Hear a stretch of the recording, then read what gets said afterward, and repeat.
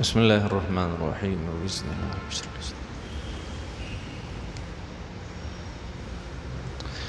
پټکې وال خو سنت تی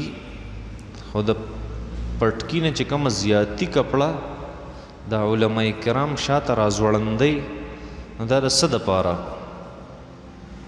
دا خو د نبی کریم صلی الله علیه وسلم سنت تی نبی کریم صلی الله علیه وسلم دو قسمه پټکې پسر کړي دې ته شمله وي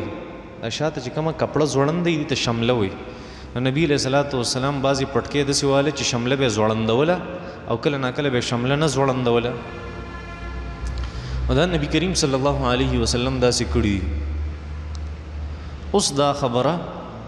چې ولې نبی کریم صلی الله علیه وسلم دا سکول مختلف توجیهات کړي دي خلکو خو زما چې کومه وجه خوښه شوې وه هغه امام ابن قیم رحمت الله علیه په خپل کتاب کې ذکر کړي په زاد المعاد کې چې نبی علیہ الصلوۃ والسلام مبارک شاته مهر نبوت نو دا شمله چې به راځوړندوله د هغې مهر نبوت لپاره به راځوړندوله دا چېرته په نورو کتابونو کې ما نه وه لیدلي نور د دې ډېر زیات حکمتونه دي او دغه کافي دي څه ډېر میډیکل فواید هم پکې ډېر زیات شته ابره ته بیا ووایم چې د ټایم کم دی آثار قدیمه دپاره تلل جایز دي که ناجایز دي آثار قدیمه کم چې ریمینز دي د پخواني قومونه تیر شوي او د هغې هغه علاقو ته سړی ځي نو که د عبرت دپاره سړی ځي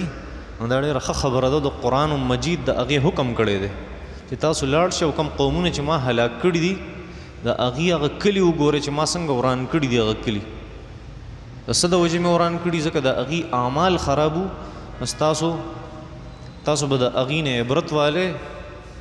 او بیا به تاسو هغه قبیحه اعمال نه کوئ کوم چې هغې کړي وو صحیح دي بلکل بلکې د قرآن مجید حکم دی چې لاړ شئ هلته که یو سړی کنزل کوي چېرته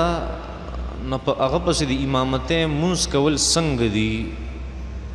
د امامتۍ مونځ کول پسې جایز دي خو مستقل امام به نه جوړی ناروا دي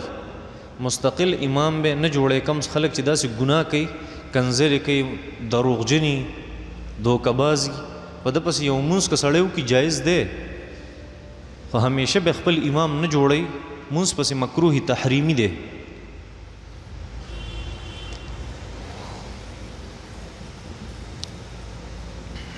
مونږ چې ستا تفسیر واورو یا چېرته د یو بل عالم تفسیر واورو نو هغه بیا نورو خلکو ته اورولی شو که نه شو اورولی شي خو په شرط ته دې باندې که تا ته زما خبرې او د بل عالم خبرې صحیح یادیږي اله چې صحیح درته نه یادیږي نو هسې نه چې د سنګترۍ نه بیا سمساره جوړه کړي هغه یو عالم وی سنګتره حلاله ده بابا بار ووته وایي مولي صاحب چې سمساره حلاله ده نو که یو سړی داسې چې د سنګترۍ نه سمساره جوړی هغه به بیا دا خبرې نه وړي او که یو سړی واقعي چې هغه ته خبرې یادیږي او په توجه سره ناست دی نو بیا ټیک ده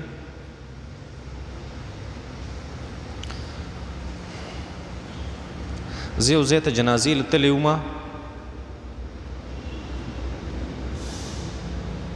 هلته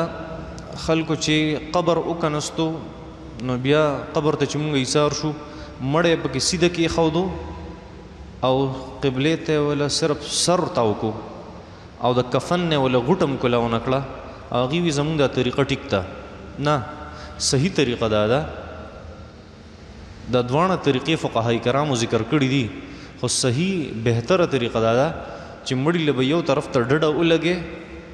او قبلې ته به مکمل تاو کې صرف سر به له نه تاوې دغه طریقه بهتره نه ده دا طریقه بهتره ده چې ټول چې کوم میت ته مړی دی هغه له به دیوال ته کوم قبلې ته مخامخ دیوال دی هغې ته بوله شا ولګي او قبلې ته بوله مخ کې صرف سر بوله نه تاوې دویم دا خبره چې د هغه کومه غوټه هغه به کولاو کړي دا کم فقهای کرامو چې په بعضې کتابونو لیکلي چې غوټه به د دې بنده کړي نو هغه په هغې وخت کې دی چې سړی د کور نه قبره پورې دا مړی وړي نو سر وله اتړي غوټه وله ورکړي دې دپاره چې دا کفن ته ګډوډ نشي د دې دپاره ویلي غوټه به هم ته پرانځي او مکمل به قبله طرف ته تاو کی صحیح ده صرف سر بولنه تاوی قبله ته زه صدقه ورکول غواړم جمعات کې ورکم که چېرته غریبانانو له نو تا ته به پته وي چې څوک زیات مستحق دي هر وخت کې په هره زمانه کې ټول خلک یو شانتي نه ځینې وخت داسي ځینې حالت داسي چې مدرسه او جمعات زیات محتاج ستا صدقې ته او ځینې وخت داسي ځینې حالات داسي چې غریبانان زیات محتاجي صدقې ته نو هر انسان کې دا عقل چې څوک زیات محتاج دي نو هغې له ورکې پوهېږې په دې خبره د مانځه په دوران کې نستوڼي رانغاړل جایز دي که ناجایز دي مکروه دي نستوڼي به نه رابره کې ښه د مانځه په دوران کې نستوڼي چې موږ څنګه رابره کړو دا مکروه دي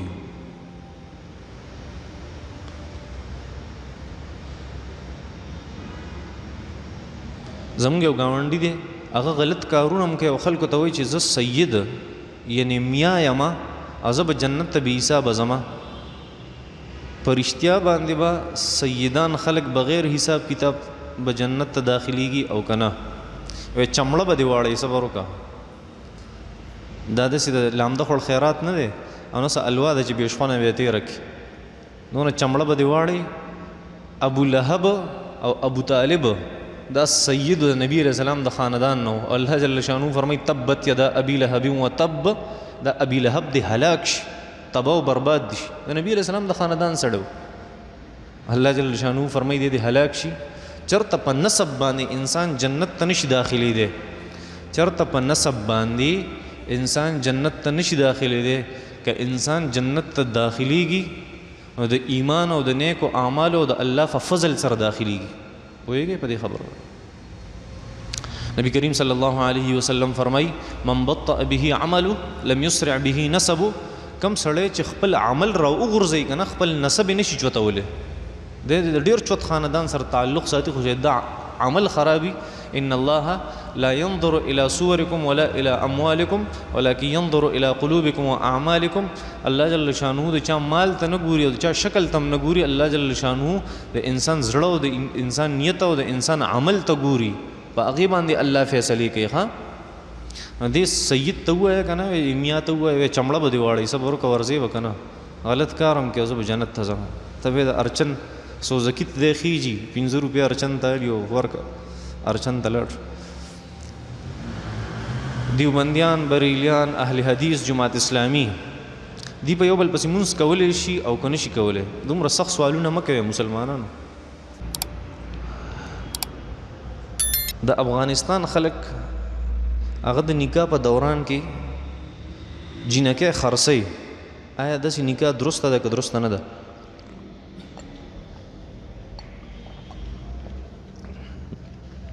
ما ته خو داسې نه دي معلوم چې افغانیان خپلې لوڼه خرڅوي یا خویندې خرڅوي دا خبره درسته نه ده ما ته چې څومره معلومات دي او افغانیانو سره زه ناست یم او دې باره کې ما معلومات کړي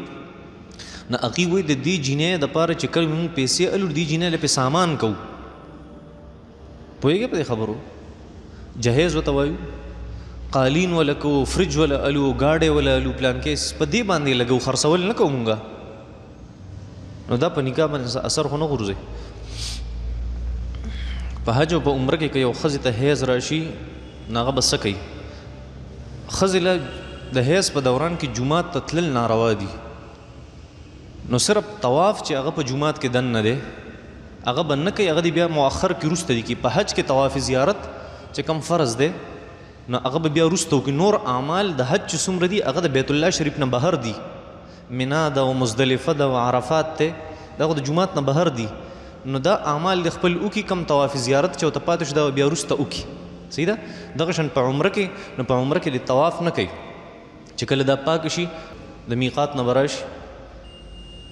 او نیت ته عمرې به وکړي او بیا به طواف وکړي بیا به نور کله د عمرې موقع یې دی ته نو ټیک ته چې د عمرې موقع ورته نشته نو بیا د جومات ته نه راځي جومات ته راتلل ولې ناروا دي هغې ښځې دپاره کومې ته چې مینس ځي ماهواري بیماري وته حیض وته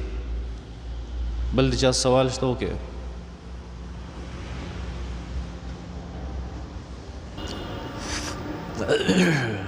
بسم الله الرحمن الرحيم ربي زدني علما رب اشرح لي صدري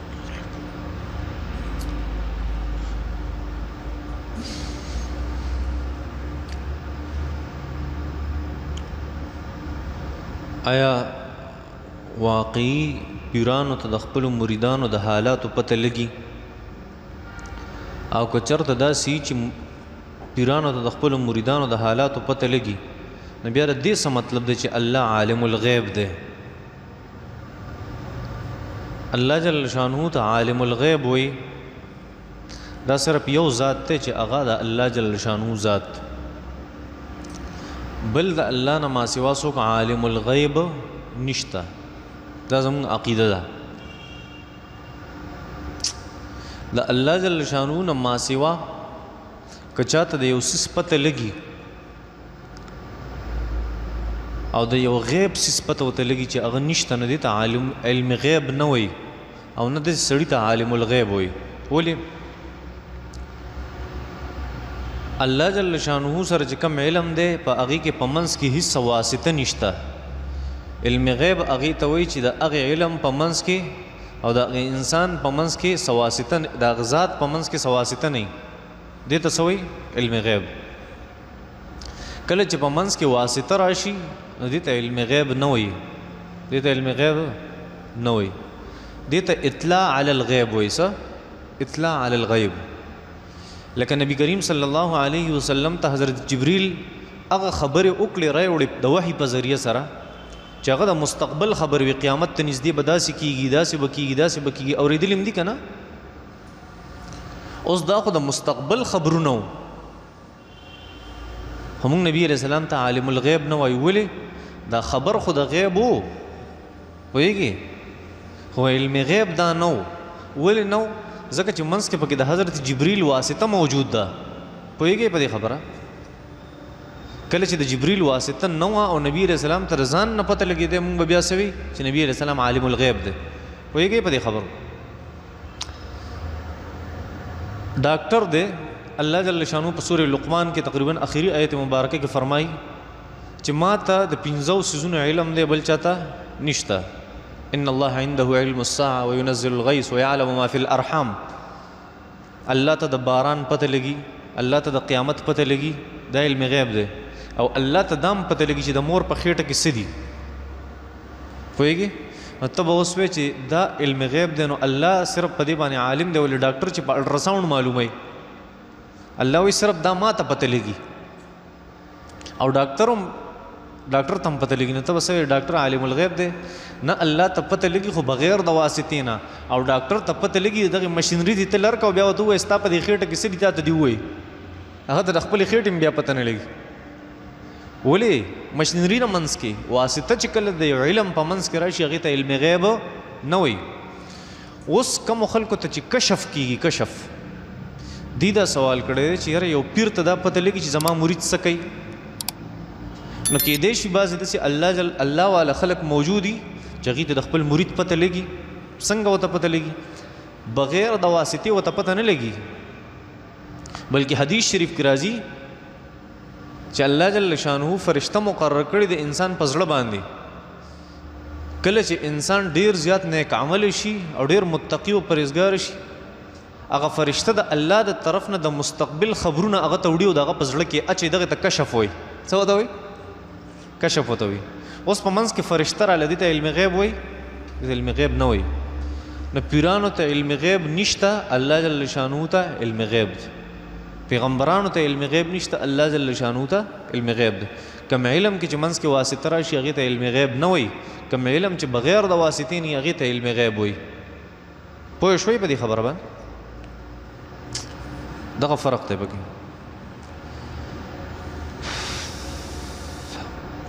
که موږ ته یو مسله راپېښه شي چېرته موږ د علماو په ځای باندې د علماو کتابونو او فتوی ځان سره وساتو او د هغې نه هغه مسلې حل کوو نو حل کولی شو که نه شو حل کولی الله جل شانو چېرته قرآن کې هغه دا نه دي ذکر کړي تاسو په فتوو کې وګورئ الله جل شانو فرمایي فاسألوا اهل الذکر ان کنتم لا تعلمون چې تاسو د علم والو نه تپوس وکئ سټډي نه ده یاده کړې څه یاد کړي د علم والو نه تپوس وکئ یو څیز باندې ته نه پوهېږې د چا نه به تپوس کړې اوس که ته ډایرکټ کتاب ګورو نو کتاب کتل غلط څیز نه دی شریعت کې دی اجازت دی چې ډایرکټ ته فتاوجات وګورې او د هغې نه ته څه نالج هغه گین کړي هغه حاصل کړي دا څه نقصان نه دی البته خبره دومره ده چې عام خلک چې کمی د دوی علمی بصیرت دومره نه چې د علماو په هغه فتاوو باندې دی مکمل پوه شي. نه کله هغه یو خبر لیکلی دي ته مطلب بل والی دا هغه د وجې انسان د سټډي کوي. تاسو کولای شئ بالکل کتاب کتلی شئ ته تاسو پوهه خو صرف دومره مسله ده چې کله ته داسې مسله راځي چې په هغې تاسو نه پوهېږئ نو اهل علم ته ځئ او د هغې نه تپوس او پوښتنه کوئ. ښه هغه که هسې شوقیه ګورئ خپلې مسلې د هغې نه مه حل کوئ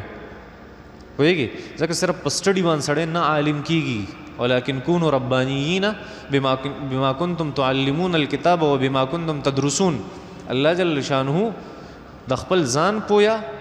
او د بل پویا په قرآن کې د الله والی او سبب جوړ کړی دی. نو په خپل پویا او بل ته پویا ورکول نو استازي منځ کې ذکر راوسته چې کله استازي په منځ کې موجود نه انسان گمراه کیږي. پوهېږئ په دې خبرو باندې. ځکه بل استاد ته ما ویلو چې عبدالله ابن مبارک رحمت الله علیه فرمایل چې لو الاسناد لقال من شاء ما شاء. چا سره چې سند نه چې بیا سوی وی با بیا دغه د خبرو هیڅ حیثیت نشته.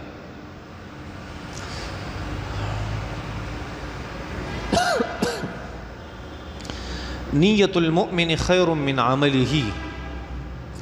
د یو مؤمن نیت دا بهتر دی د هغه د عمل نه. دا حدیث په کم کتاب کې دی او دا حدیث ټیک او صحیح دی که نه؟ ټیک خو دی خو صحیح نه دی. دا حدیث ټیک خو دی خو صحیح نه دی. دی کې فرق دی. ټیک دا مطلب دی چې داسې الفاظ په حدیث کې نشته چې د مسلمان نیت هغه زیات بهتر دی د هغه د عمل نه. خو د دې معنی هغه په حدیث کې شته. ځکه نبی کریم صلی الله علیه وسلم هغه فرمایل تقریبا په دیلمی کې روایت ته فردوس دیلمی هغه روایت نقل کړی دی چې نبی کریم صلی الله علیه وسلم مبارک فرمایل چې کله ناکله د انسان عمل دومره بهتر نه څومره چې د نیت بهتري. پوهېږئ په دې خبره باندې؟ نو داسې الفاظ نشته چې نیت المؤمن خیر من عمله. خو دې چې کومه معنی ده او مفهوم دی هغه په حدیثو کې شته. نو ټیک خو دی خو صحیح نه دی. داسې الفاظ ما نه دي لیدلي چېرته په حدیثو کې. زه یو دکاندار دی اجي صاحب د هغه سره مزدوري کومه په دکان کې. خو هغه اجي صاحب ډېر زیات بدکاره دی. نو د سره زما مزدوري کول او د ده نه تنخواه اخیستل زما دپاره جایز دي که ناجایز دي؟ تنخواه خو ته الې یو خپل محنت کې او یو ښه کار کې مزدوري کې خپل محنت کې بهترین کار کې. خو خبره دا ده چې د بدکارو دا صحبت انسان من غلط اثر غورځوي. نو ته چېرته ځان له بل ځای کې بندوبست وکړه ښه بدی چې داسې بدکاره سړي نه لرې لاړ شي. دې سره وخت مه تېر نور ستا پیسې حلالي ته خپله دیاړي مزدوري کې.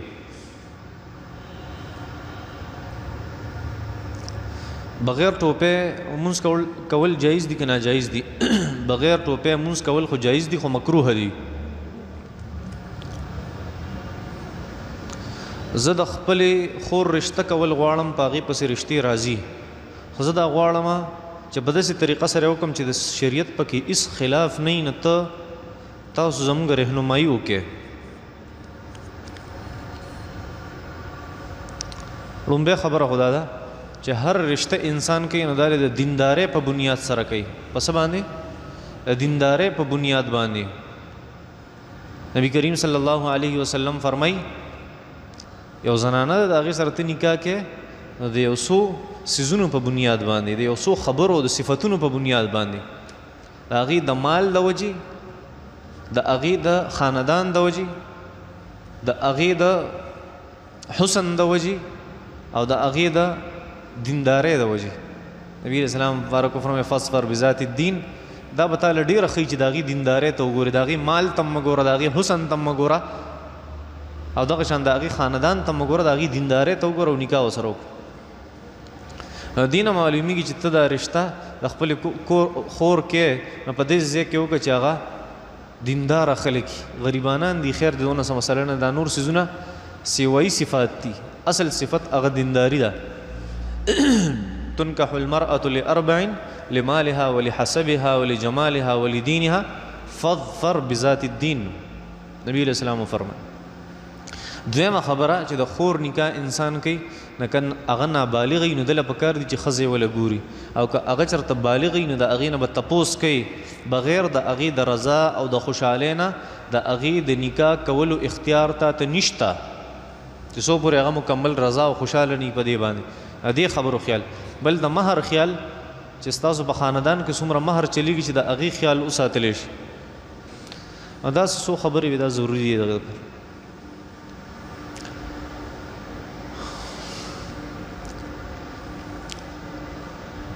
واه.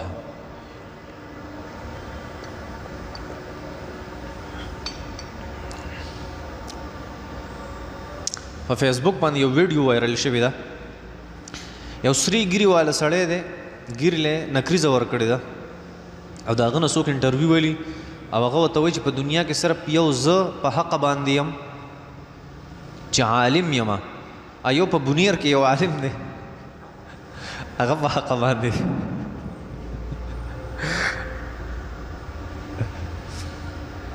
او هغه اشرف علي تانوي رحمت الله علیه ته ګمراه وي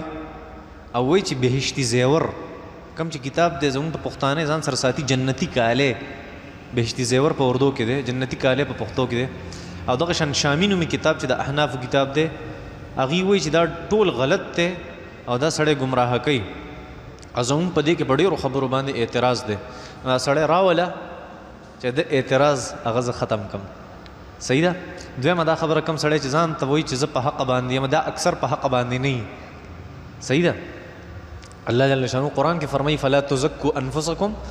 خپل ځان ما ته مه پاکوي، زه سړی پیژنم. الله فرمایي دی وایي صرف زه په حق یم، په بنیر کې یو بل عالم دی هغه په حق دي، نور دا ټول خلک ګمراه دي. او دا خبره چې اشرف علي تانوي رحمت الله علیه هغه بهشتي زیور کې غلطۍ کړي، غلطۍ نه دي. هغه ځینې مسلې په بهشتي زیور کې داسې موجود دي چې د هر انسان دماغ په هغې باندې کار نه کوي.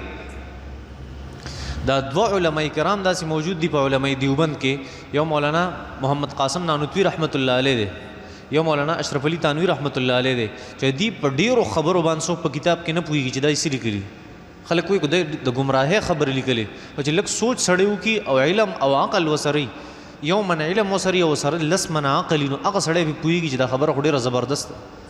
هر سړی پې نه پوهېږي. د ده اعتراض دی رایې د اشرف علي تانوي رحمت الله علیه په کتاب باندې زه به وله حل کم، وامې نه جګړه هم ورسره نه کوم، مناظرې هم ورسره نه کوم، صرف د سوال جواب به وله ورکم. دویم په امام شامي رحمت الله علیه دغه شان امام شامي رحمت الله علیه د هغه 200 کاله تیر شوي چې هغه کتاب لیکلی په خلافت عثماني کې هغه کتاب لیکلی و رد المحتار. نو په هغې کې څه مسلې داسې دي چې ظاهري هغه ډېر عجیبه شان ښکاري، خو د هغې کنحې ته چې سړی ورکوس شي بیا ورته پته ولګي چې دا څومره بهترینې مسلې دي. نو سرسري مسله خو سړی دوکه کوي، تباه کوي. تاسو ځینې شاعران لیدلي دي هغې چې کله شعرونه وایي ته به دا کنزل کوي، حالانکه شعرونو ته چې دننه ورننوځي باطن یې وګورئ هغه ډېر بهترین شعرونه وي. نه پوهېږئ په دې باندې. هغه علامه اقبال رحمت الله علیه شعر ویلی و که نه، وایي هم کافرو که کافر کافر خدا همارا، مونږ د کافرو کافر یو زمونږ خدای هم کافر دی. نو ټول علماو فی فتوا ولګوله وایي دا کافر دی، مرتد شوی دی. هغه چې بیا د هغه تشریح وکړه بیا خلکو ته پته ولګي د علماو ته چې علامه اقبال څونه چوت سړی دی چې ده څه ویلي هم کافرو که کافر. کم خلک چې د خدای نه انکار کوي مونږ د هغې نه انکار کوو. کفر څه ته وایي؟ انکار ته. او کافر خدا هماره زمونږ خدای هم د هغې نه انکار کوي. نو هر څوک په دې باندې نه پوهېدو. نو ظاهري یو څیز یو شانتي دننه بل شانتي، نو په ظاهر باندې د هر څیز حکم مه لګوې چې هر ځای کې دې ته مه ګورې چې شره ظاهر ګوري، شره ظاهر ګوري، ته ظاهر مه ګوره. صحیح ده. امام شامي رحمت الله علیه کتاب لیکلی بهترین کتاب دی، زمونږ بهترینه فتاوه ده، مونږ ډېرې مسلې د هغې نه حل کوو، خو د هغه په څیزونو باندې او د هغه په خبرو هر څوک نه پوهېږي. نو چې د هغې اعتراضات دي هغه راوله یا د هغه تمام سوالونه هغه ما ته په یو پاڼه باندې کېده په یو درس کې به درته حل کړم ښه انشاءالله. یو سړي هغه یو ماشوم خپله لور وګرځوله چې دا به زما لوري، ماشوم دا سړی خپل پلار وګرځو، د بلوغت نه پس په هم دا ماشومه د لور ای او که نه به نه دا د لور نشي کېدی. ښه پوهېږي په دې خبره باندې. که د پیو مسلې هغه جدا مسله ده، خو چې صرف په خوله ورته ویلي دا زما لور ده، هغه ورته په خوله ویلي چې دا زما پلار دی، چې دا بالغه شو دا به د نه